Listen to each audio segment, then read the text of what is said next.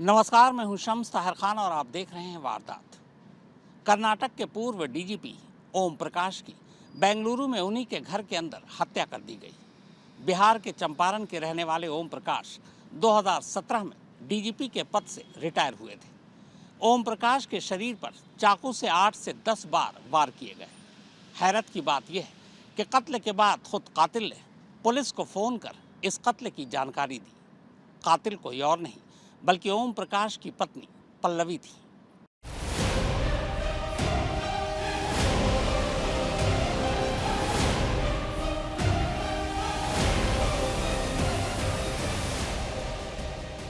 आठ साल पहले तक कर्नाटक के हर शख्स और हर घर की सुरक्षा की जिम्मेदारी इन्हीं के कंधों पर थी, मगर रविवार को इन्हीं का कत्ल इनके अपने ही घर में कर दिया गया।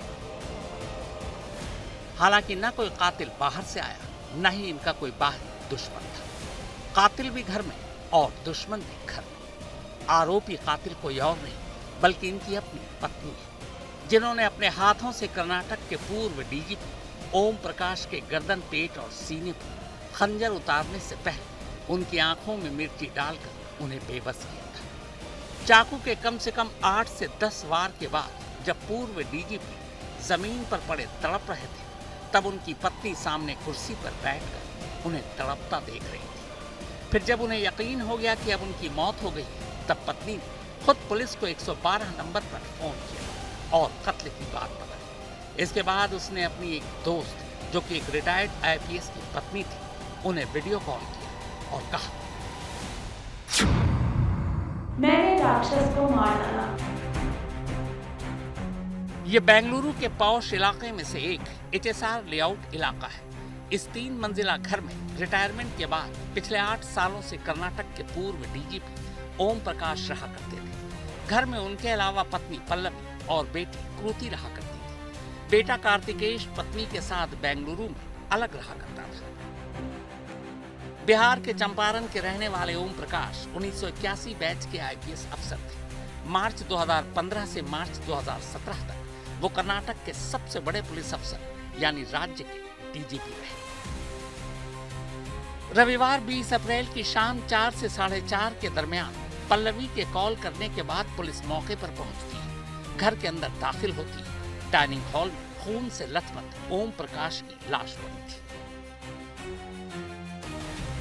Today around 4:30 in the afternoon, the information of death of Sri Om Prakash, ex-DG and IGP of Karnataka State, was received. Upon receipt of this information, immediately it was attended to. We have contacted the son of Sri Om Prakash. He is giving a complaint with respect to this particular incident. Once the complaint formalities are complete, we will register an FIR and investigate the case further. जब police घर के अंदर दाखिल हुई, तब Pallavi dining hall में ही लाश के करीब बैठी थी, जबकि कृति फर्स्ट फ्लोर पर अपने कमरे में थी। उसने खुद को कमरे के अंदर बंद कर लिया था। पुलिस की काफी कोशिश के बावजूद जब कृति ने दरवाजा नहीं खोला, तब पुलिस को मजबूरन दरवाजा तोड़ना पड़ा। ओम प्रकाश के गर्दन, पेट, सीने और बाहों पर 8 से 10 चाकू के घाव थे। जब पुलिस मौके पर पहुंची, तब लाश चादर से लिपटी हुई थी। फर्श पर चारों तरफ खून ही खून बिखरा पड़ा था। जख्म के अलावा ज्यादा खून बह जाने से ओम प्रकाश की घर में तब तक मौत हो चुकी थी। See, there is a lot of blood loss. Possibly that may be the reason for death. So, sharp weapon has been used. It seems initially prima facie, because of which the death has happened. वारदात के वक्त घर में सिर्फ 3 लोग थे, ओम प्रकाश, उनकी पत्नी पल्लवी और बेटी कृति। ओम प्रकाश का बेटा कार्तिकेश तब कर्नाटका गोल्फ एसोसिएशन में गोल्फ खेलने गया था। शाम करीब 5 बजे कार्तिकेश को उनकी एक पड़ोसी ने फोन कर वारदात की जानकारी दी। कार्तिकेश जब घर पहुंचे तो पुलिस पहले से ही घर के अंदर थी। कार्तिकेश ने ही बाद में पुलिस में एफआईआर लिखाई। एफआईआर में कार्तिकेश ने लिखाया है कि उनकी मां पल्लवी उनके पिता ओम प्रकाश को पिछले कई हफ्तों से धमकी दे रही थी। इसी धमकी की वजह से कुछ दिन पहले ओम प्रकाश बेंगलुरु में ही रहने वाली अपनी बहन सरिता कुमारी के घर चले गए थे। 2 दिन पहले यानी शुक्रवार को मेरी छोटी बहन कृति सरिता के घर गई और पिता पर दबाव डालकर उन्हें वापस उनकी मर्जी के खिलाफ घर ले आए। कार्तिकेश के मुताबिक उनकी मां पल्लवी और बहन कृति दोनों ही डिप्रेशन की मरीज है। कार्तिकेश ने एफआईआर में यह भी लिखाया है कि उसे पूरा यकीन है कि उसकी मां और बहन ने उनके पिता का कत्ल किया है। कार्तिकेश की शिकायत और शुरुआती तफ्तीश के बाद पुलिस ने पाया कि रविवार दोपहर से शाम तक ओम प्रकाश के घर से बाहर कोई नहीं आया था, न ही कोई घर के अंदर गया था। सीसीटीवी कैमरे में किसी बाहरी शख्स की एंट्री या एग्जिट दिखाई नहीं दी। हालांकि एक्स डीजीपी होने के नाते ओम प्रकाश को पुलिस सुरक्षा भी मिली हुई थी, लेकिन रविवार को कोई सुरक्षा नहीं थी। घर के अंदर कोई फोर्स एंट्री के भी सबूत नहीं मिले। ನನ್ನನ್ನು ಸಾಮಾನ್ಯವಾಗಿ ಒಂದು ತಿಂಗಳಿಗೆ ಒಂದು 5 ಸಲ ದೂರವಾಣಿ ಕರೆ ಮಾಡಿ ಅವರೇ ಮಾತಾಡ್ತಾರೆ. 3 ಗಂಟೆ 10 ನಿಮಿಷಕ್ಕೆ ಮಾತಾಡಿ ತುಂಬ ಹ್ಯಾಪಿಯಾಗಿ ಮಾತಾಡಿದ್ರು. ತುಂಬ ಚೆನ್ನಾಗಿ ಮಾತಾಡೋದು. ಈ ದಿವಸ ನನಗೆ ಭಾಳ ಒಂಥರ ಖುಷಿ ಆಯಿತು. ಸರ್ ನಾಳೆ ನಾನು ಭೇಟಿ ಮಾಡ್ತೀನಿ ಸರ್ ಮನೆ ಹತ್ರ ಬಂದು ಅಂತ ಹೇಳಿದೆ. ಸರ್ ಶ್ರೀನಿವಾಸ್ ಬೇಡ ಶ್ರೀನಿವಾಸ್ ಅಂದರು. ಸರ್ ಯಾಕೆ ಅಂತ ಕೇಳಿದೆ. ಬೇಡ ಶ್ರೀನಿವಾಸ್ ಅದು ನಿಮ್ಗೆ ಗೊತ್ತಿದೆ ಮನೆ ಹತ್ರ ಬೇಡ ಮೇಡಮ್ ಅವ್ರು ಇರ್ತಾರೆ ಅಂತ. ನನಗೆ ಆವತ್ತು ಒಂದು ಲಾಸ್ಟ್ ಟೈಮ್ ಒಂದು 2 ಮಂತ್ ಬ್ಯಾಕ್ ಬಂದಾಗ ನನಗೆ ಸ್ವಲ್ಪ ಒಂಥರ ಬೇಸರ ಆಯ್ತು. ನನಗೆ ಇಲ್ಲಿ ಮನೆ ಹತ್ರ ಯಾಕೆ ಬರೋಕ್ಕೆ ಬಿಡಲ್ಲ ಅಂತ. ಯಾಕಂತ ಹೇಳಿದ್ರೆ ನಾನು SI ಆಗಿದ್ದಾಗ ಸಬ್ ಇನ್ಸ್ಪೆಕ್ಟರ್ ಆಗಿದ್ದಾಗ ನಾನು ಸುಮಾರು ಸಾಹೇಬ್ರ ಹತ್ರ ನಿಕಟಪೂರ್ವವಾಗಿದ್ದೆ ಅಂತ ಹೇಳಿ ಹಂಗಂತ ಯಾವುದೋ ಒಂದು ಪ್ರಕರಣಕ್ಕೆ ಸಂಬಂಧಪಟ್ಟಂಗೆ ಸಾಹೇಬರು ಕರೆದಿದ್ರು. ಆವಾಗಿಂದ ಸ್ವಲ್ಪ ಆತ್ಮೀಯನಾಗಿದೆ ಸಾಹೇಬರಿಗೆ. ಮತ್ತೆ ಇನ್ನೊಂದು ಏನಪ್ಪ ಅಂತ ಹೇಳಿದ್ರೆ ನಾನು ನೋಡಿದೆ ಶವ ನೋಡಿದೆ, ಸ್ವಲ್ಪ ಹಿರಿಯ ಅಧಿಕಾರಿಗಳ ಜೊತೆ ಹೋಗಿ ನೋಡಿದೆ. ಲೆಫ್ಟಲ್ಲಿ ಅಂದರೆ ನಾವೇನು ಉಸಿರಾಡ್ತೀವೋ ಆ ನರಕ್ಕೆ ಇದು ಚೂಪಾದ ಆಯುಧದಿಂದ ತೀರಿದ್ದಾರೆ. ನನಗೆ ಅದು ನೋಡಿ ಭಾಳ ಇದಾಯಿತು. चूंकि शिकायत और सुराग दोनों ही पल्लवी और कृति की तरफ इशारा कर रहे थे, लिहाजा पुलिस ने उन दोनों को पहले हिरासत में लिया और फिर गिरफ्तार कर लिया। बेंगलुरु पुलिस सूत्रों के मुताबिक पल्लवी ने ओम प्रकाश के कत्ल की बात कबूल कर ली है। शुरुआती पूछताछ में पल्लवी ने बताया है कि रविवार को झगड़े की शुरुआत ओम प्रकाश ने ही की थी। पल्लवी के मुताबिक उसने सेल्फ डिफेंस में ओम प्रकाश को मार डाला। पल्लवी ने इल्जाम लगाया कि ओम प्रकाश अपने पास एक पिस्टल रखा करते थे और उसी पिस्टल से छोटी बातों पर भी वो उन्हें गोली मार देने की धमकी देते थे। पल्लवी के बयान के मुताबिक रविवार को दोपहर के खाने के दौरान डाइनिंग टेबल पर ओम प्रकाश ने फिर से झगड़ा शुरू कर दिया था। इसी झगड़े के दौरान उन्होंने फिर से उन्हें पिस्टल दिखाकर धमकी दी। इसी के बाद उन्होंने ओम प्रकाश को मार डाला। शुरुआती पूछताछ में पल्लवी ने बताया कि उसने कम से कम 8 से 10 बार चाकू मारा। पल्लवी ने यह भी बताया कि जब उसे यकीन हो गया कि ओम प्रकाश मर चुके हैं, तब उसने एक रिटायर्ड IPS अफसर की पत्नी को फोन कर इसकी जानकारी दी। इसके बाद अगला फोन पुलिस को किया 112 नंबर पर। पल्लवी ने यह भी दावा किया कि इस कत्ल में कृति का कोई रोल नहीं है। पल्लवी के बयान से हटकर पुलिस ने जब क्राइम सीन की जांच की और मां बेटी दोनों से अलग अलग पूछताछ की, तो रविवार दोपहर की पूरी कहानी कुछ यूं सामने आई। पुलिस सूत्रों के मुताबिक रविवार यानी 20 अप्रैल की दोपहर ओम प्रकाश इसी घर में ग्राउंड फ्लोर पर थे। दोपहर के खाने का वक्त था। डाइनिंग टेबल पर खाना लगा हुआ था और ओम प्रकाश तब खाने के लिए कुर्सी पर बैठे थे। तभी अचानक पत्नी पल्लवी से उनका झगड़ा होता है। इसी झगड़े के दौरान पल्लवी अचानक मिर्ची पाउडर उठाती है और ओम प्रकाश की आंखों में झोंक देती है। ओम प्रकाश को अब कुछ दिखाई नहीं देता। इसी बेबसी के आलम में पल्लवी यही चाकू उठाती है और एक के बाद एक गर्दन, पेट और सीने पर उसी चाकू से कुल 8 से 10 बार वार करती है। लहूलुहान ओम प्रकाश डाइनिंग टेबल के करीब ही गिर पड़ते हैं। खून लगातार बह रहा था। ओम प्रकाश तड़प रहे थे। इसी बीच पल्लवी एक कुर्सी पर बैठ जाती है और अपने सामने अपने पति को तब तक तड़पता देखती रहती है जब तक कि उनकी सांसें थम नहीं जाती। पल्लवी करीब 15 से 20 मिनट तक कुर्सी पर बैठी ओम प्रकाश को तड़पते देखती रहती। पुलिस सूत्रों के मुताबिक वारदात से कुछ दिन पहले भी पत्नी पल्लवी इसी घर से करीबियों को व्हाट्सएप मैसेज भेजा था, जिसमें उन्होंने कहा था कि ओम प्रकाश ने उन पर गन तानकर उन्हें जान से मारने की धमकी दी थी।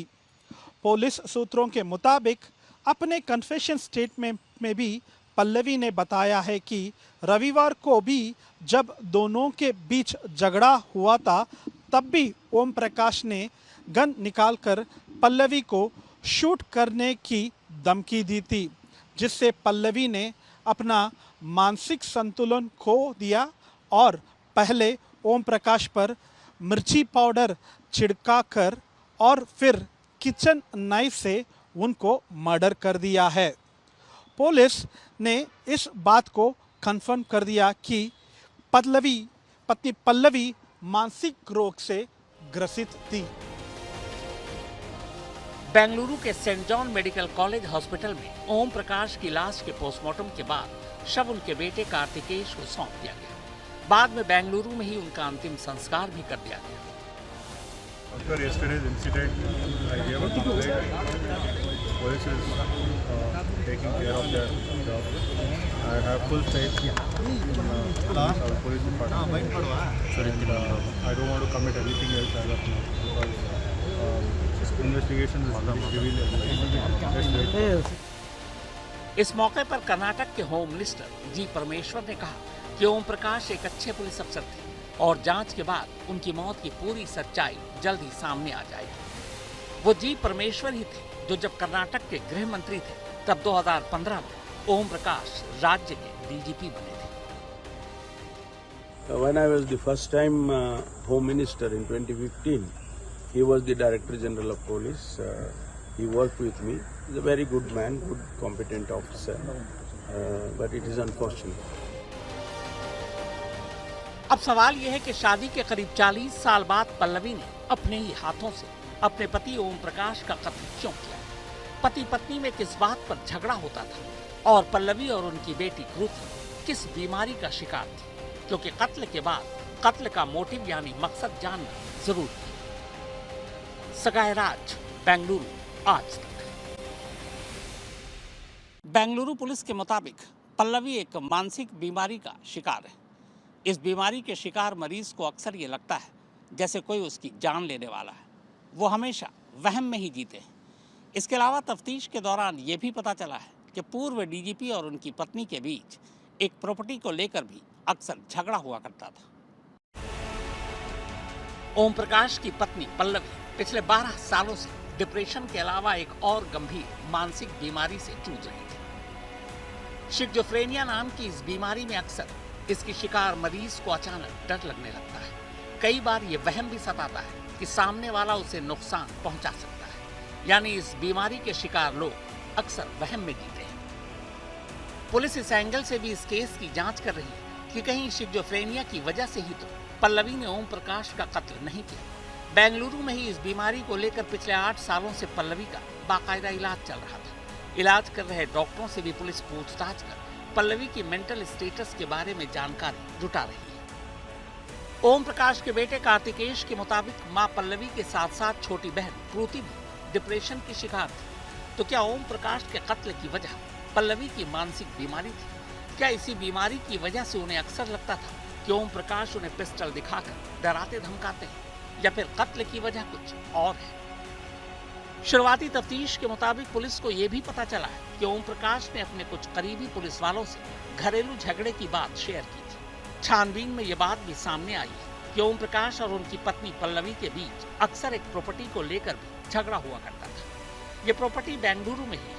झगड़ा इस बात को लेकर था कि ओम प्रकाश ने यह प्रॉपर्टी अपनी बहन सरिता के नाम कर रखी थी। उन्हीं सरिता के नाम जिनके घर वो पिछले हफ्ते भर से रह रहे थे और शुक्रवार को ही अपनी बेटी कृति के जिद करने पर वापस अपने घर लौटे। रिटायर्ड डीजीपी ओम प्रकाश के करीबी लोग बताते हैं कि पति पत्नी के बीच घरेलू झगड़ा आज या कल का नहीं बल्कि बरसों पुराना है। दोनों के बीच घरेलू विषयों को लेकर झगड़ा घर के चौखट से बाहर निकल गया था। ओम प्रकाश और पल्लवी दोनों से कांटेक्ट में रहने वाले लोग ये कहते हैं कि दोस्तों और करीबियों के बीच भी दोनों एक दूसरे के खिलाफ बातें शेयर करते थे और एक दूसरे पर मेंटल टॉर्चर का आरोप लगाते थे। 1981 बैच के आईपीएस अफसर ओम प्रकाश बिहार के चंपारण के रहने वाले थे। उन्होंने अपना करियर तब के बेल्लारी डिस्ट्रिक्ट और आज के हरपनहल्ली में बतौर एएसपी यानी एडिशनल सुपरिंटेंडेंट ऑफ पुलिस से शुरू की। कर्नाटक के अलग अलग शहरों और जिलों में बतौर एसएसपी भी उन्होंने शानदार काम किया था। Om Prakash Lokayukta, fire department and emergency services, और सीआईडी में डीआईजी के तौर पर काम कर चुके थे। वो 1 मार्च 2015 को कर्नाटक के डीजीपी बनाए गए थे। इस पद पर वो पूरे 2 साल रहे और फिर मार्च 2017 में सर्विस से रिटायर हो गए। रिटायरमेंट के बाद वो अपने परिवार के साथ बेंगलुरु के इसी घर में रहा करते थे। सगाई राज, बेंगलुरु, आज तक। तो वारदात में फिलहाल इतना ही, मगर देश और दुनिया की बाकी खबरों के लिए आप देखते रहिए आज तक।